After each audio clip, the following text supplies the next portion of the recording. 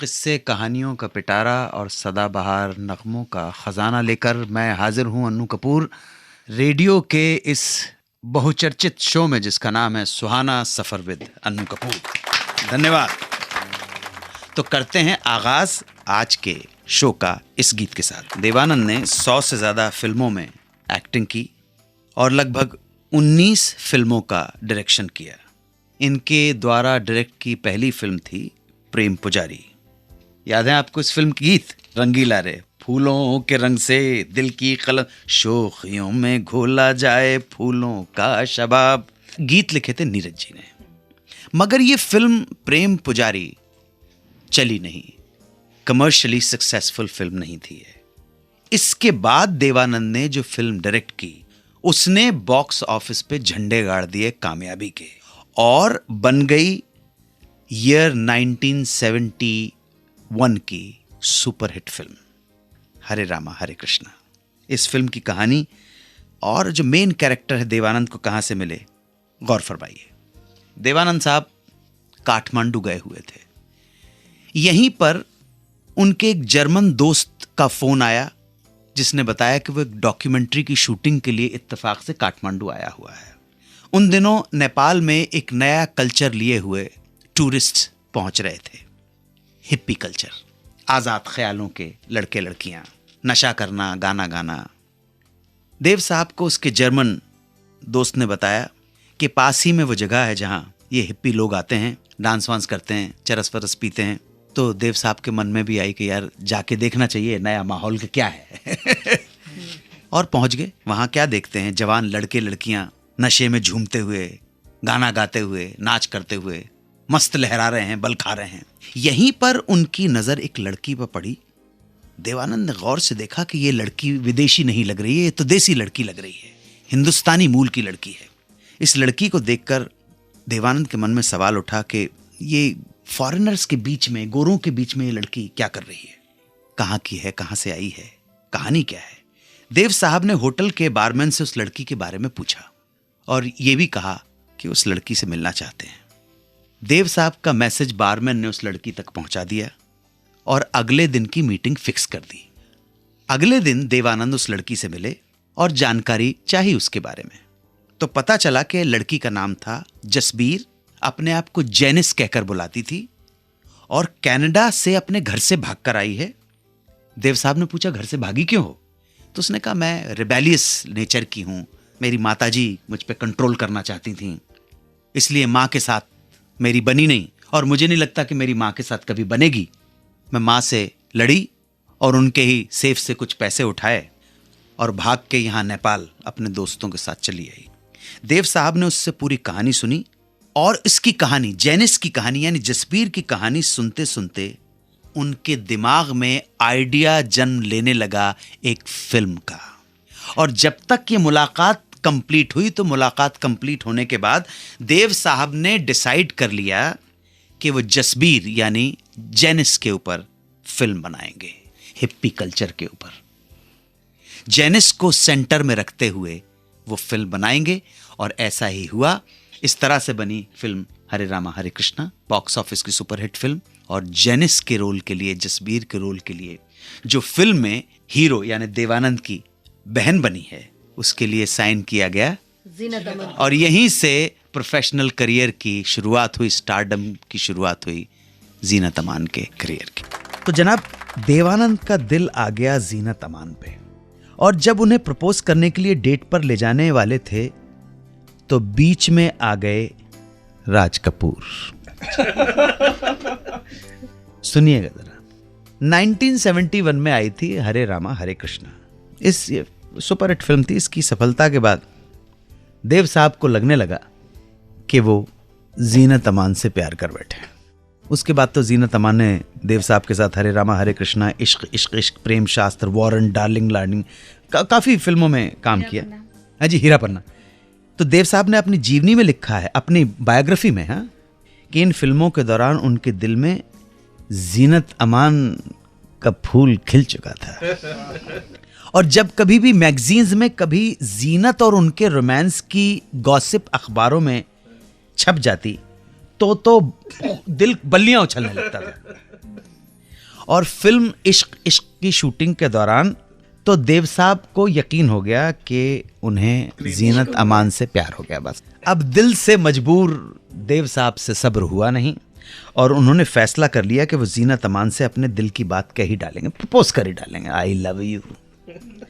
और यही सोचकर उन्होंने जीनत अमान के साथ ताज होटल में डिनर करने का प्लान बनाया और ओनली फॉर 2 टेबल कॉर्नर में रिजर्व करवा दी। ये सारा प्लान करने के बाद अब उन्होंने जीनत को फोन किया और बिना बातों को घुमाए कहा कि आज वो उनके साथ डिनर के लिए ताज चलेंगी। जीनत ने कहा कि आज रात आपको तो किसी पार्टी में जाना है ना। देव साहब फड़ाकदन से बोले, हम दोनों पार्टी में चलेंगे और कुछ देर बाद सबसे मिलने के बाद ताज होटल चले जाएंगे। बोलो चलोगी? एक लंबा सा पॉज आया होगा जीनत का, हम तो ड्रामा बता रहे हैं, और जीनत ने हाँ कह दिया। अब शाम को देवानंद अपने दिल में न जाने कितने अरमान लिए जीनत अमान को लेकर पहले उस पार्टी में पहुंचे जहां उन्हें जाना था। अब पार्टी में पहुंचे तो वहां मिल गया एक और स्टार जो वहां पहले से ही मौजूद थे, राज कपूर। राज कपूर ने जैसे ही जीनत को देखा तो उसे गले लगाने के लिए जप्पी मार के आगे बढ़े और इधर राज कपूर ने जीनत अमान को छुआ, उधर देव साहब को डंक लगा। अच्छा, राज कपूर ने जीनत अमान को गले लगाने के लिए हाथ आगे किए तो जीनत अमान ने गले लगने की बजाय राज कपूर के पैर छू लिए। अरे भाई राज कपूर साहब ने जीनत को देखकर कहा कि तुमने तो वादा किया था कि अब तुम जब भी मुझसे मिलोगी तब सफेद रंग की साड़ी में मिलोगी। सफेद रंग का बहुत फिक्सेशन था उनके साथ। इत्तेफाक से क्या था कि उन दिनों ही अखबार में यह चर्चा थी कि राज कपूर जीनत अमान को नई फिल्म सत्यम शिवम सुंदरम के लिए कास्ट करने जा रहे हैं।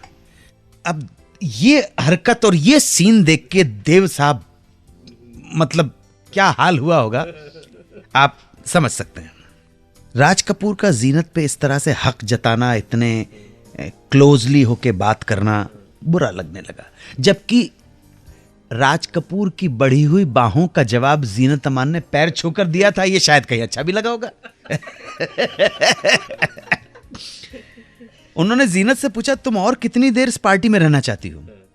तब जीनत ने राज कपूर की तरफ देखा जैसे उनसे इजाजत ले रही हूं, और देव साहब का गुस्सा और भड़क पड़ा और इसी गुस्से के अंदर वो वहां से जाने लगे। जीनत ने कहा, आप कहां जा रहे हैं? आज तो आप मुझे खाने पर, डिनर पर ले चलने वाले थे।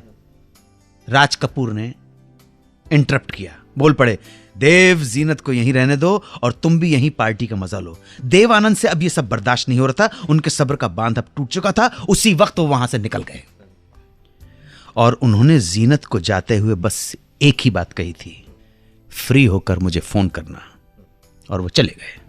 रास्ते भर इस सारे वाकये को सोचते हुए उन्होंने रियलाइज किया कि वो ओवर रिएक्ट कर गए, जीनत को लेकर ओवर पॉजेसिव हो गए। ऐसा नहीं होना चाहिए था। और उन्हें यह भी एहसास हुआ कि किस तरह जीनत ने राज कपूर के पैर छुए। इस हिसाब से वो हम लोगों से छोटी है और वो और राज कपूर बराबर के हैं, और it is not right to propose a young girl like that. जो भी कुछ रियलाइज हम सोच सकते हैं। देव साहब ने अपनी ऑटोबायोग्राफी में इस बात का बहुत ज़्यादा एलाबोरेट नहीं किया, सिर्फ किस्सा बयान किया है, अपने दिल के जज्बातों का इजहार नहीं किया है। लेकिन हम डेफिनेटली इस बात को एनालिसिस कर सकते हैं, इसके डिटेल में एलाबोरेट कर सकते हैं। निराश प्रेमी जब होता है तो अपने दिल को समझाने की कोशिश करता है।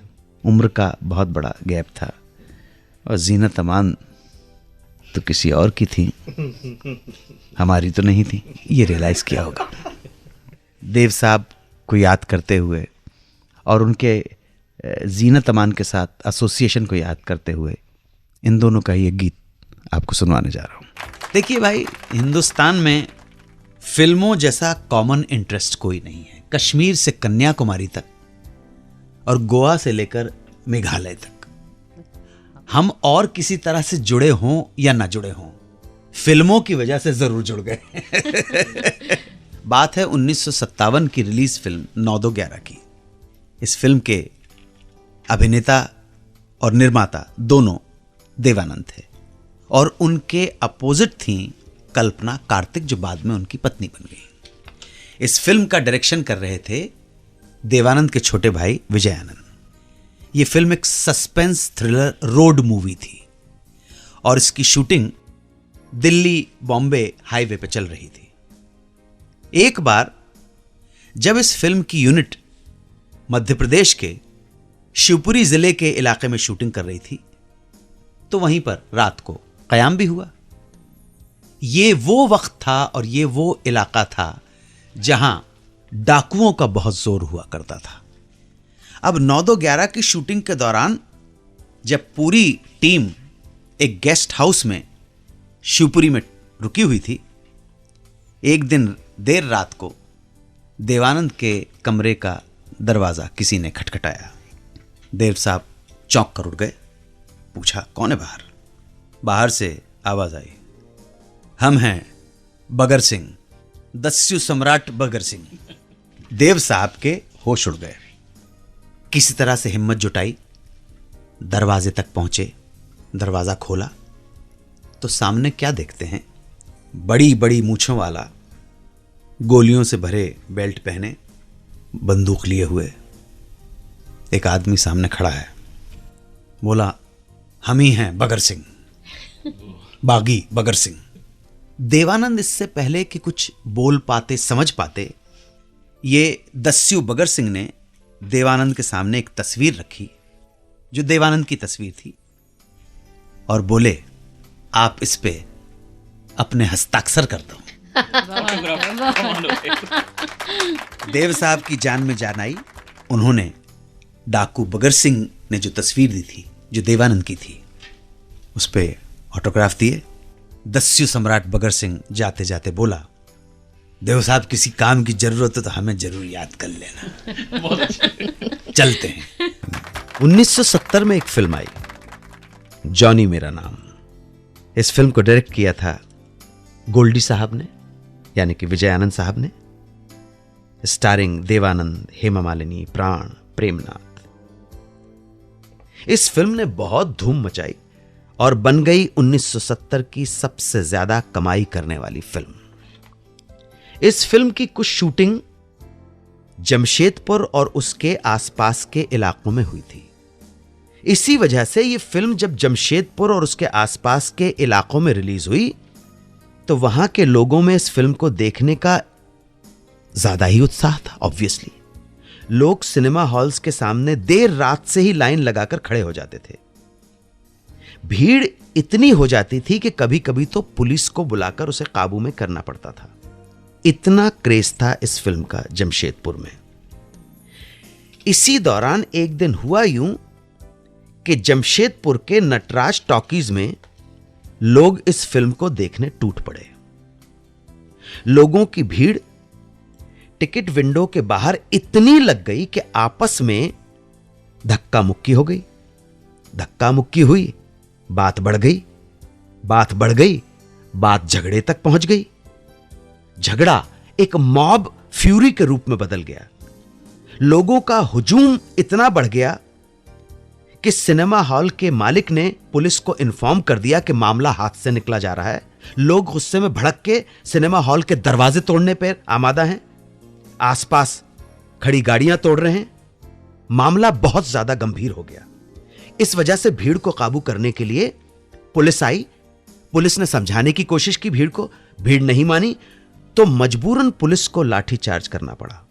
लाठीचार्ज से भी बात नहीं बनी तो पुलिस को मजबूर होकर आखिर में गोली चलानी पड़ी और गोलियां लग गई 2 मासूम बच्चों को, जिनकी मौके पर ही डेथ हो गई। संभवतः यह पहला ऐसा केस है जब किसी फिल्म के लिए लोगों में इतना पागलपन था कि इस पागलपन की वजह से जो कमोशन हुआ, उस कमोशन ने, इस पागलपन ने, उस उन्माद ने 2 मासूम बच्चों की जान ले ली। ये दोनों मरने वाले जमशेदपुर के ही पीएस हाई स्कूल के छात्र थे। इस घटना के बाद नटराज थिएटर को 1 हफ्ते के लिए बंद कर दिया गया और बाद में जब इस फिल्म को वहां दोबारा लगाया गया कुछ अरसे के बाद, तो प्रशासन का इंतजाम और पुलिस की कड़ी व्यवस्था की निगरानी में जॉनी मेरा नाम का शो आरंभ हुआ। जॉनी मेरा नाम। हीरो बनने से पहले सबको बंबई में झक मारनी पड़ती है। तो हर एक की यही कहानी है। देवानंद की कहानी क्या है, बंबई में जब आए कहां कहां नौकरी करनी पड़ी, कैसे फिल्में मिली, कैसे ब्रेक मिला, वो आपको बताता हूं।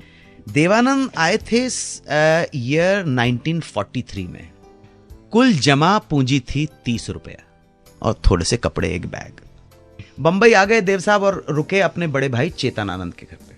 वहीं इनकी दोस्ती चेतन साहब के दोस्त थे एक राजा रॉय साहब से, उनसे हुई।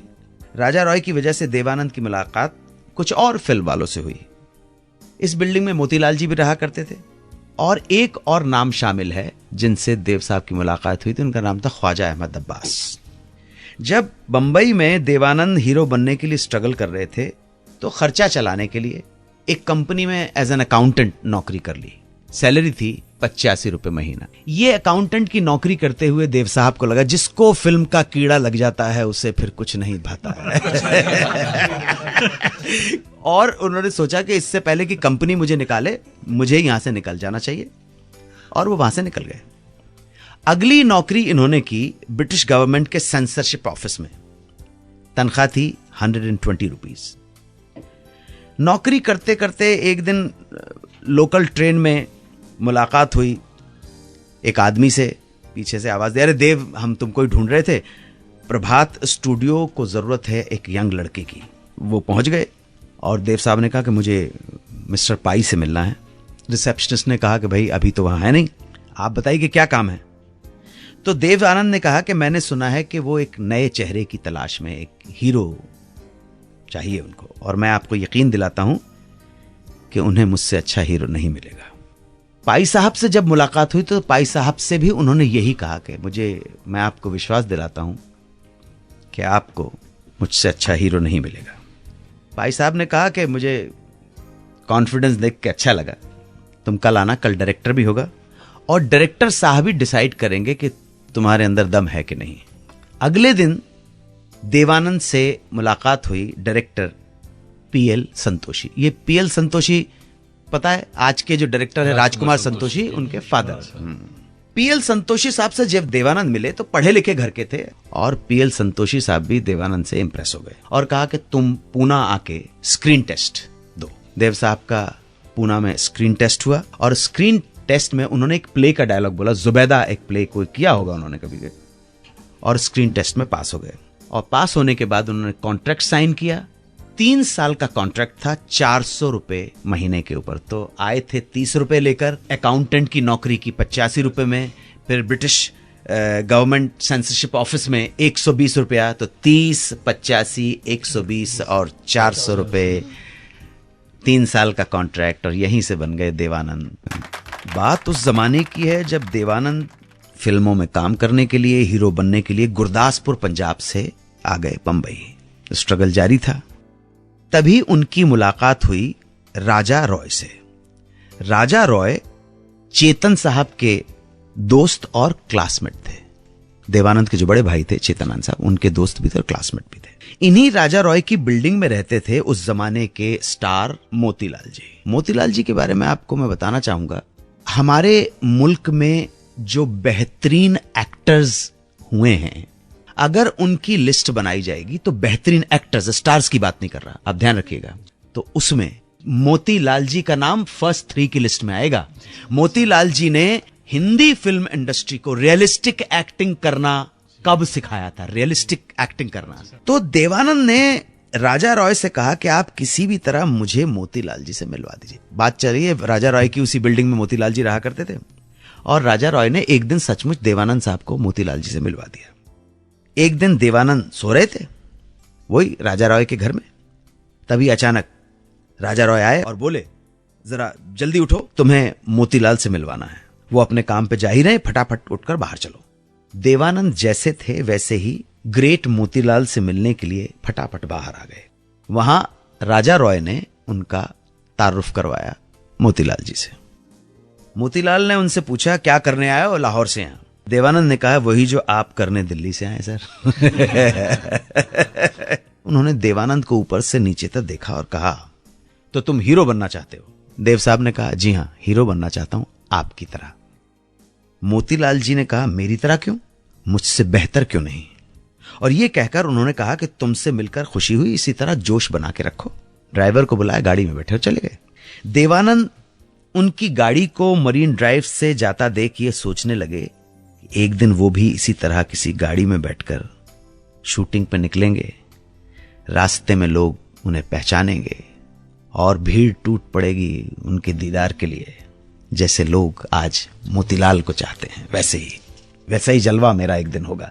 इस घटना के कुछ सालों बाद जब देवानंद के कदमों ने कामयाबी को छुआ और वो बन गए स्टार, और उनकी दूसरी मुलाकात हुई मोतीलाल जी से फिल्म असली नकली में, जहां देवानंद हीरो थे और मोतीलाल जी कर रहे थे कैमियो रोल।